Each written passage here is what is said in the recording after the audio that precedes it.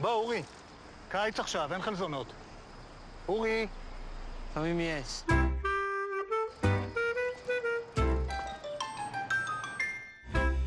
היי. ווצ'קו, אנחנו נוסעים. ככה אתה בא? מי אמר שאני בא? אני מכיר את המקומות האלה. זה לאנשים שאין מי שיטפל בהם.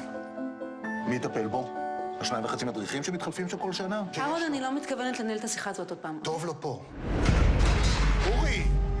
אורי! הלו, תמרה. איפה אתם? אורי, הוא פשוט... אהרון. צריך עוד זמן. אני לא מוכנה לזה, יש צו מבית משפט, ואני לא מתכוונת לוותר לך יותר. אהרון. אהרון. כרטיס אשראי שלך והחתימה שלך כאן. מה אם אני פשוט אשלם במזומן? מי שאתה עושה את זה? אני לא מוכנה לעשות את זה ככה, אתה שומע אותי? כבר עזבת את הכל, אתה כבר היית שמה. משכורת של $90,000 בשנה אתה זרקת על הפח. מה זה שייך? מה זה שייך? שייך!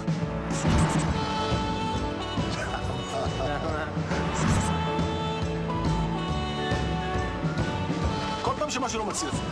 אתה חותך, אתה קם ואתה הולך. אורי מקסים, ורואים שאתה אבא מסור, והוא כבר לא ילד.